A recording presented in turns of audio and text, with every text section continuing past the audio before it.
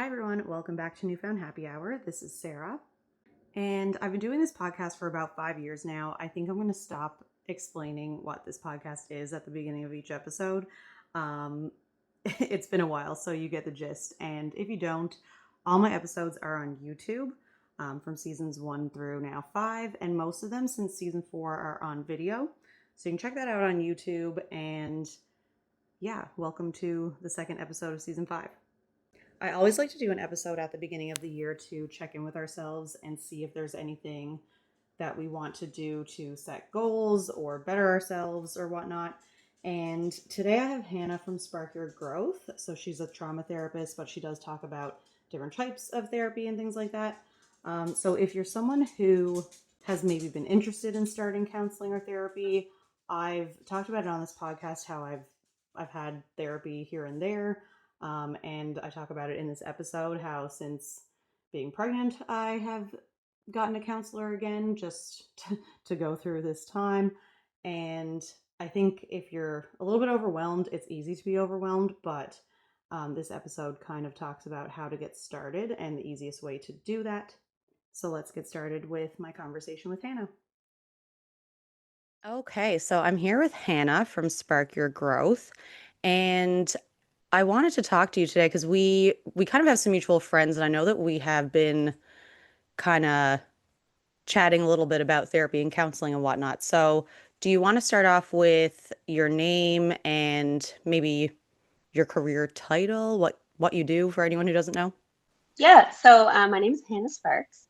I am a social worker. I'm a registered social worker. That's my background of education. I've been working as a therapist, though, for the last 10 years, and with a primary focus in trauma. So I go by the title of like a trauma therapist.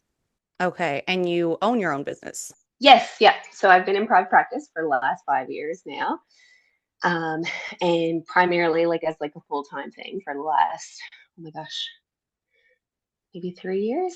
Yeah, 3 years now, full-time private practice. Oh, actually, like this might actually, I think the 15th was my private practice full-time anniversary. So Oh, yeah, it yesterday. was, I think so. Yeah. Anyways, I can't remember the time, but it goes by so fast. But it's been a while now that I've been running my own business, which is lovely because you don't need to work for anybody else. You're your own boss. But obviously, that comes with its own challenges as well. But I find the trade-off is worth it for me for sure. Awesome. And what is like a typical day for you? Oh, okay. Well, I'll tell you about today. So today I like to have like the mornings for myself. So I'll go in like 12 to 7-ish. Like I'll have an extra person at the end of the night if I need to, or if somebody is like really in need. But typically my day will start like I'll go into the office around like 11:30 and I'll get like set up, do a little bit of prep for my first couple of sessions, and then I'll see um, two clients and then I'll have a little break. I'll see two more clients and I'll have a little break and then I'll have two more. So typically I'll see about six clients in the run of the day, sometimes seven if I, depending how my day is structured then and the need for it as well. Okay, cool. And how did you end up here? How did you end up doing this and kind of owning your own business? So, well, okay, going back to like education, I feel like I've always been drawn to like the helping profession. So, but kind of in different capacities. So, like when I was in like applying for post-secondary initially, I applied for pre-social work because it's not something that you can just like get right into the program. You need to do like Hmm. prerequisites and stuff beforehand. But then, like by the time I got to one, I was like, maybe I'll do like environmental advocacy or science or something instead, because I figured like it's like that was still something that I could be like passionate about and use advocacy and all that. But then I realized really quickly I was like, I am terrible at chemistry and physics. So I was like, perhaps this is not going to be the avenue that I'll struggle down. And then I pivoted back towards social work. And honestly, I found as soon as I like committed to that, I wasn't always like, I didn't consider myself a very academic person. And then when I got into something that I was actually like passionate about, I was like, oh, I am smart. So I was able to put all my energy and effort into that. And then I always thought that I wanted to work in mental health and addictions. Um, I didn't necessarily know like what capacity that I would work in mental health and addictions, but that was what I was drawn towards. And the field really ebbs and flows. So I graduated my undergrad in 2016 and there was like very few jobs around. And of course, like everybody wants to like stay in like the metro. I shouldn't say everybody, but a lot of people, especially like at the time, wanted to stay in the metro area. But there was just like no way I was getting a mental health and addictions job in St. John's at the time. So I said, okay, well, I'll just have to go wherever I got to go. And I ended up being very lucky to get a position in Northern Labrador. Um, and I was working as a mental health and addictions counselor there. Normally, you don't work as a mental health and addictions counselor with an undergrad, but it was an isolated community and they really needed support. So I took a hard to recruit position and realized that was a lot of work. And there was a reason why most people don't do that kind of work until you have a master's. So I mainly focused on like building relationships and stuff there, and realized that I really needed to invest in my education, particularly as it pertained to trauma. So then I went and did a master's in social work, and I came back and ended up my partner was living in Northern Labrador with me, and when I left and went to school, he ended up getting a job in St. John's, and so when I came home from grad school, then I ended up like getting a job back in St. John's before I even graduated. And I started there, and the organization that I work for, the John Howard Society, I work with them on the board of directors now, well, in like a volunteer position, because I really enjoy that that type of work and that kind of organization as well. But they were super supportive of my goals. Like they knew that I wanted to be doing. I was curious about private practice, and so when the pandemic hit, I ended up starting a blog that was Spark Your Growth. Just to like because everybody was like, like we're in the house, we're barred in, and like we got nowhere to distract ourselves, and we just have to face ourselves and our mental health right now. So I kind of recognized that panic, and I was like, oh, okay, well, given that I have all this information that I never would have gotten if I had chosen any other field, I figured that I would start putting it out there, and then people were like, well, do you offer any private services? And then it kind of evolved in after that. So I worked part-time. The organization supported me in reducing my hours. And then eventually just got to the point where I kind of had to make a bit of a tough choice. The clinic that I was working at was like, hey, well, it's like you can definitely have more hours here, but if not, we're probably going to hire somebody else. So I said, okay, well, that's my motivation to just go into full-time private practice then. And so that's what I did. And then I ended up getting my own office and doing my own thing just because I worked in Mount Pearl at a wonderful, beautiful clinic, but it's just so far from the East End. So I was like, I need to be on my own. So that's literally the whole story, pretty much the Spark Notes version from start Okay. to present. Cool. That's so funny. This podcast kind of started because like me and my friend started a blog because she lives in Oh, go Ontario. So on. we just started a blog of like things that we would talk about on the phone that like lessons we learned or whatever. Yeah. And then yeah, it was like we should just have like these conversations in person. So that's kind of how this came about. So that's funny. Oh, nice. When was that? I think that was probably 2020 as well. Because I started this podcast in 2021. So yeah, it was probably like 2019 or 2020. Yeah, I feel like the like pandemic times was such like a Hmm. pivotal time for so many people, and obviously it was really detrimental and hard for a lot of folks as well. Yeah. And it also opened the doors to lots of different opportunities that were not necessarily as accessible like prior to then. Yeah, we all had like a bit more time. So I feel like a lot of Yeah. people did change their paths or pick up new hobbies for sure. Mhm. So for like kind of what I wanted this episode to be about was for anyone who wants to get into counseling or therapy, it can be kind of overwhelming. Like, where do you start? Yeah. I know that I've seen like a few therapists. I've never really stuck with one. I find like checking in Hmm. with a non-biased person every so often has been good for me. But for Yeah. someone who wants like maybe more of a consistent thing, especially like if you're focusing in trauma, someone's going to need like, Hmm. probably not one session. They're probably going to want like a consistent Yeah. thing. Um, yeah, like where does one begin? I feel like there's so much like knowledge. Like there's all these different kinds of therapy now. I think I saw one of your posts, like Yeah. all the things that you offer, like all the different methods. So for someone who's like, I know I want to start this, but like it's overwhelming, where do you suggest they start? Well, yeah, no, that is honestly so valid because there is so much out there, and I could certainly see how somebody who didn't really know a whole lot about like counseling or therapy would just like have themselves in a spin, and that could be even more stressful. That could definitely be a barrier to like people receiving the support that they need, or that could really benefit their life. So I guess like to simplify it, it's like the the way that it is now, it's like you can find most therapists online. So it's like if you just search up like counseling in St. John's, typically what it'll bring you, it's like of course there's like companies who have like sponsored ads. So it's like you could go into those specific companies that come up like in your first search, and they'll have like all their associates listed on the website. The resource that I find I get a lot of referrals from, and was especially really helpful before kind of like word of mouth gets out around like who you are as a therapist and like your kind of perspective and that kind of thing, is Psychology Today. So that's kind of like a catalog. It's like a platform where you can go, and like we all have our little pictures and bios and stuff, and then they offer an opportunity for you to just do like a little introductory video so that people can get a bit of an idea for your vibe. So you can literally like search exactly the kind of like challenge you're going through. So whether it's like anxiety, like you can put in an anxiety filter, and it'll give you all the therapists kind of in the area, that offer that type of service.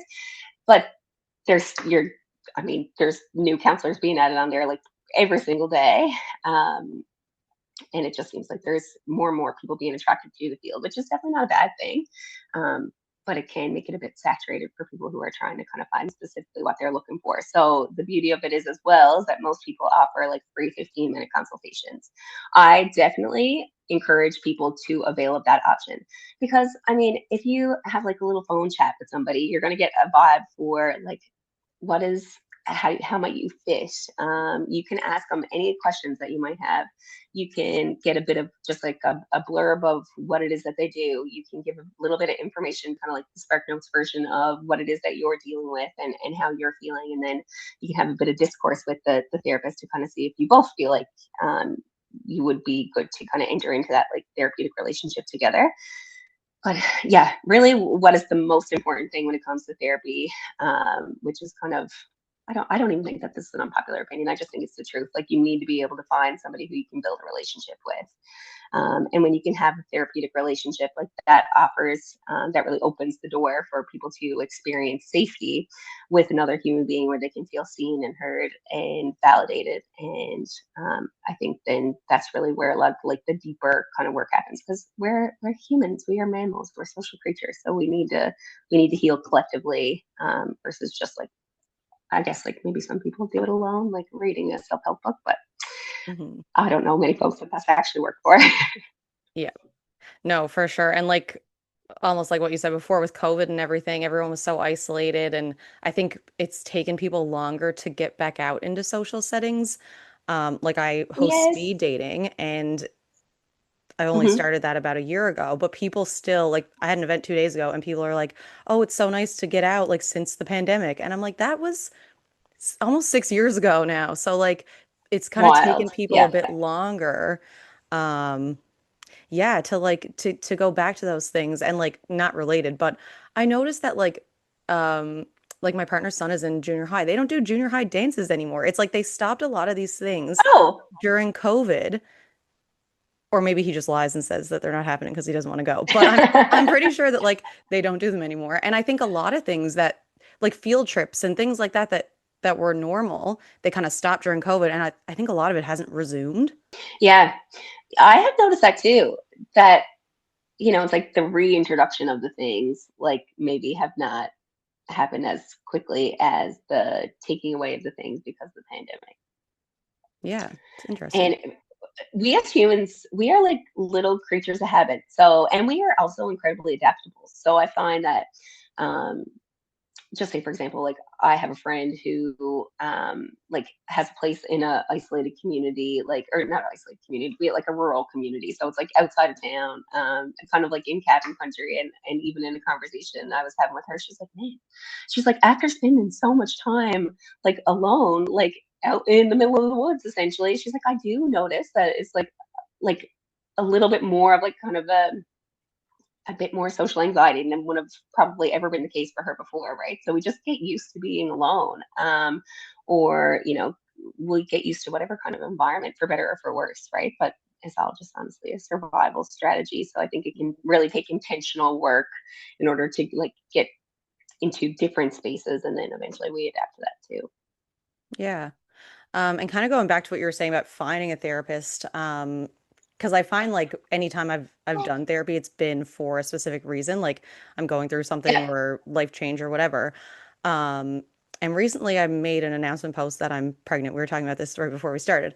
So I was seeking out someone to, I guess, like be my counselor throughout this whole time because yeah, maybe I'm a little bit like scarred from people around me. I know friends who've had a lot of loss. I actually did like an episode on yeah, pregnancy loss with a friend a couple of years ago and just like miscarriages and health concerns. And I'm like so aware of all the things that could go wrong. And then yeah, there's like once you start liking things on social media, like all my feed now is just like pregnancy stuff and birth trauma and you should do this and you shouldn't do yeah, this and all the things. And so then I'm like, okay, so like first get through the pregnancy healthy, then there's birth, which, some people will try and scare you. I'm not afraid yet, but I'm so aware of what can go wrong because I have friends who yeah, work in labor and delivery. Like I have yeah, like a firsthand like experience from some people. And then after that, it's postpartum, and you hear bad things about that too. So I was like, I yeah, want someone consistently so that if shit hits the fan, I can like have that person who kind of knows me and knows my situation to like get yeah. on that from the beginning. So I think it's even good in a way to like, if you know that you might be going through something, to kind of start therapy or counseling before the thing Oh my happens. gosh, yes. And I Yeah. don't know I if think that like that's very wise. yeah, and I don't know if in my like for pregnancy related things like there would be specific methods of therapy, but like maybe more so with the trauma stuff that you see, can you kind of describe different like approaches or different methods that you might help people? Yeah. So, I mean, there are certainly like therapists out there who focus in like perinatal or like working with folks who are like birthing parents or like anybody really who is going through things like that. So that might be like a good place to start for somebody who was like experiencing those types of challenges. But I think honestly, like really where I find most people have to start, like regardless of the challenge that they're going through, or even if they're not even necessarily going through like an acute challenge, like in the moment, is like focusing on the basics of filling like what I call the emotional deficit. Because like I don't know about you, but like, and I had wonderful parents, but I did not learn anything about like and not through school either until I happened to like get into this career around like, well, it's like, how do we navigate feelings? How do feelings feel in the body? What are they even for? Like, we're kind of just like all like thrown into the world and, are like, okay, well, learn how to read, but don't learn how to read your internal world. Um, I think that's boomers. I think that's just like a generational thing that they never talked about it and never thought like how do I teach my kids those things? yeah, yeah. And, like even like before the boomers, like, my gosh, like our grandparents, they were like, like my grandparents had huge families. And so, and not a lot of resources. So they were just like trying to survive. Like they didn't, and also it's like he would get strapped in school and that was normal. Like that was like the way that they thought. So a Yeah. couple of things I think like society evolves through like with like the research we have and like all of those things. But yes, I do certainly think that like the way that we were nurtured and the way that our parents were nurtured and so forth continues to pass down. And hopefully like the crowd who are coming up in school and stuff now, I mean they talk a lot about like social emotional learning in school, so hopefully kids now are getting it. um, but I guess we'll see. But I find a lot of the times that's where we start in therapy is like not even necessarily like leaning into like specific therapeutic modalities so much, but I guess like focusing on like emotion focused kind of stuff, like helping people to even have the language for what it is that they're feeling. Because I mean, a lot of the issues that people face, like whether it's trauma after like serious events or events that like are impactful on the nervous system, or whether it's like when people are getting in trouble with the law, when there is like violence, like all of these things stem from people not really knowing or being taught how to deal with their stuff inside. um So I don't know if that really answers your question, but that's where I typically start with a Yeah. lot of people, unless they've like been primed for like had the experience in therapy and stuff in the past. Hmm. Um, but just say like if we're talking about trauma, um, that is something that is our midbrain, like the deep in the brain, like those are the parts of the brain that are really like responding when we experience triggers, right? So like a traditional therapy like CBT, like that is like cognitive behavioral therapy, it had been considered like the gold standard for a lot of things for a really long time. And it's not to say that it is like not helpful for some people in certain situations, but I find like at least in the decade that I've been doing this stuff, like CBT is not getting down to that part of the brain that we need to get to in order to help your internal alarm system know that it's like, oh, you can turn off because I'm actually safe now. Like I'm no longer back in that time where I was actually in serious Hmm. danger. So therefore, I would lean into more like process oriented therapies, approaches that are not even necessarily talk based, like ones that will just like help you feel through your feelings, that will help you target the parts of the brain that need to be nurtured and attended to in those moments. So that could look like um, accelerated resolution therapy, that could look like brain spotting therapy, it could look like EMDR. I'm not trained in that one, but that is a big one that a lot of folks will turn to for trauma. It could be deep brain reorienting. I'm actually getting trained in that tomorrow, and I'm really excited about that. Um, so those are all kinds of therapies that I would recommend specifically for trauma. Not any type of therapy is one size fits all. Hmm. So I think through collaboration with therapists who are well trained, um, like each person can kind of figure out like, well, what fits best for them, what feels like, you know, something that would be, and like you can also try out different kinds as well. So um, yeah, that is probably a long-winded way of saying that there's lots of different therapies out Yeah. there. There's different things that are, different people are going to fit better with different types of therapies. So there's not really like a one size fits all for a Right. particular issue. Yeah. Yeah. And do you see like children as well, or more so adults? I just see adults. Okay. Yeah, I see 18 plus because my gosh, there's just so many people out there. Like I gotta Hmm. have a niche because otherwise it's gonna Yeah. be it's just not possible. But then there's just people out there who like solely work with kids. Hmm. Yeah, I was gonna say, I think like the methods that you use with children is probably so much more specific, maybe. Yeah, I mean, like there's lots of like play therapies and that kind of thing. But that's just not something that I've ever necessarily gravitated Hmm. towards. So with adults, what are some of the most common things that you see that people struggle with? Well, specifically because like I market myself as somebody who's working with trauma, like I'm getting lots of people who have maybe had specific incidents of trauma happen in their lives and they're experiencing like trauma symptoms like flashbacks, nightmares, like random panic attacks, periods of overwhelm. I see a lot of that. Um, Also, lots of people with anxiety, and they're like, I don't know why I feel this way, but I just do. And I want to figure out like how I can work with this to make my quality of life better. See a lot of that. I see a lot of relationship issues, individuals for relationship issues, like challenges with like communication or like knowing like how to get out of places that are not necessarily serving them. So I would say like those are the main things that I'm seeing are like challenges with relationships, like whether it's like family, romantic, whatever, anxiety, and also like trauma symptoms. And also, two of those other things can also be trauma symptoms. Hmm. Right. And I think we mentioned before, when we were chatting before doing this, about like suppressing feelings rather than Hmm. feeling them. Do you want to talk about that a little bit? Yes, this is It's probably the thing that I'm always. a common thing that you see. Yes, I'm always yapping about that. So, I mean, that comes back to that like that emotional deficit that I was referring to, right? Mm. So when people like really what our society has taught us is to we need to judge things, and we've been taught to run away from things that are bad and run towards things that are good.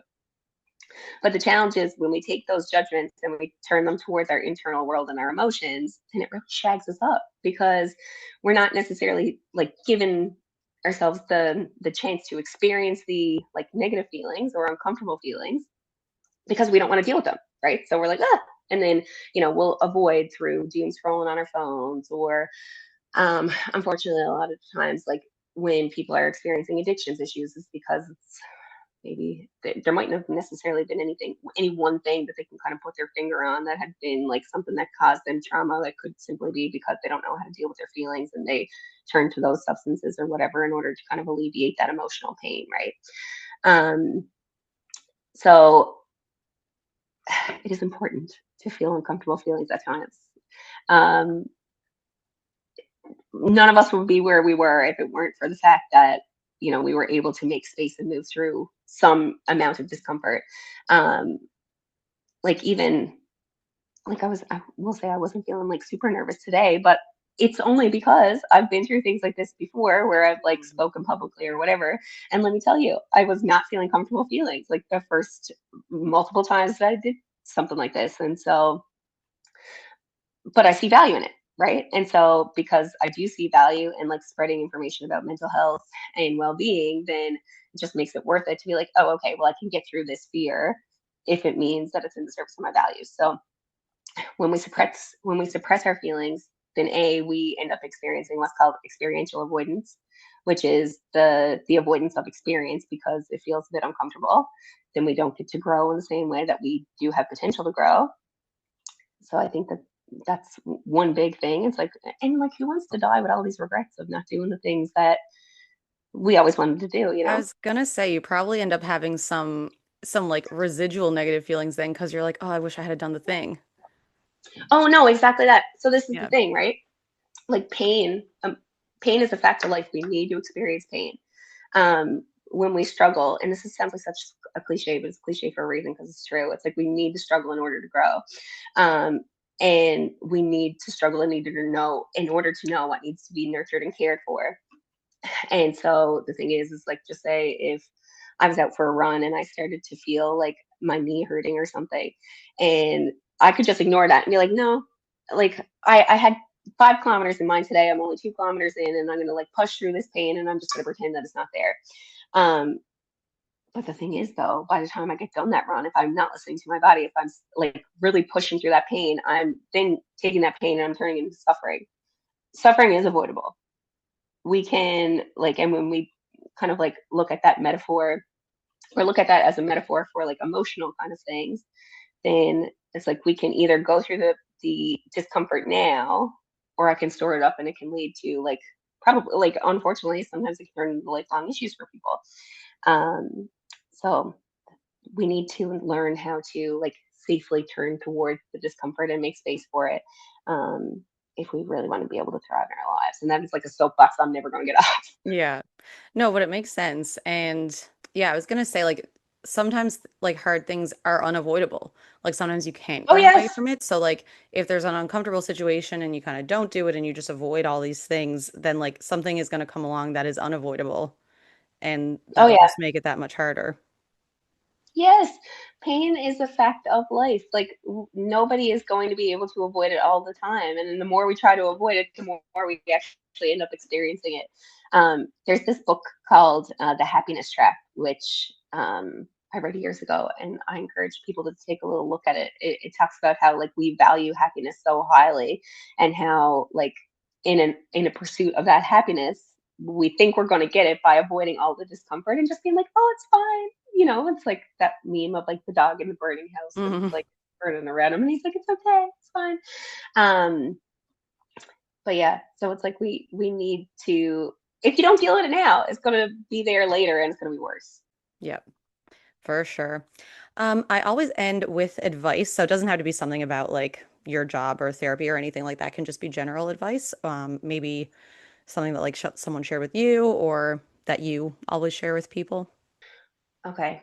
One thing I think that is really important is to not sleep on the fact that social connection is a basic need. Like we need connections, we need community. we need other people. It's like, I think with the world of, social media and our phones and all this stuff, it's like it can be just so easy to like, stay in and, access the world just from behind your little screen. But we need to be able to like connect with other human beings in order to get the whole human experience. So I think if you have not found your people yet, like, don't get discouraged because your people are out there. It's just you need to be able to go through the discomfort of actually like getting out there and meeting new people and joining groups and getting involved in community. So my advice to anybody is just to like not give up on that. Yeah. Yeah, I've been really thinking the past, I guess, like year or so. Someone at work said it to me how like she has a son and she was talking about like the male loneliness epidemic and all of that. And she was like, I think the answer Yeah. is just community, like having people in real life that they can look up to, and like kids, like boys and girls can look up to these real Yep. people and not just like on screens. I think we might do an episode actually because I think that's all like fascinating. That's Um, cool. but yeah, I agree. But that's all I really had. Do you want to share where you can find you on social media or your website or anything? Yeah, so you can find me on Instagram at Spark Your Growth, and my website is essentially the same thing. It's just sparkyourgrowth.ca, and I also got one of those little Psychology Today profiles. So if you just search my name, you can find me there. Um, but yeah, so if anybody is interested, I do have a wait list. It's like not super long, so if anybody wants to like reach out to get on my wait list, you certainly can, or to have one of those consultations that I messaged. And I also, or that I mentioned, and I also do not mind, like, if you don't want to see me and you just want recommendations, like, I love for people to reach out, and I don't mind sharing resources just to maybe make that like therapist search a little bit easier. So I always give like a couple of options of people who you might be able to connect with just to have one of those consultations and see if they feel like, or if you feel like they'd be a good fit. And if not, the people who I'm always referring to are wonderful as well, and they would be happy to then like connect you to their networks. So feel free to reach out. Perfect. Well, thank you so much. Thank you. Thanks again to Hannah, and thanks everyone for listening. You can stay tuned for the next biweekly episode. Usually, my episodes come out biweekly on Fridays when I have the time to do that, but lately I have had the time somehow. And my next episode is going to be talking about all things first trimester, so stay tuned for that. If you have any suggestions for episodes or feedback or whatever, I love to hear it. So you can DM me. All social media is at Newfound Happy Hour. And see you next time.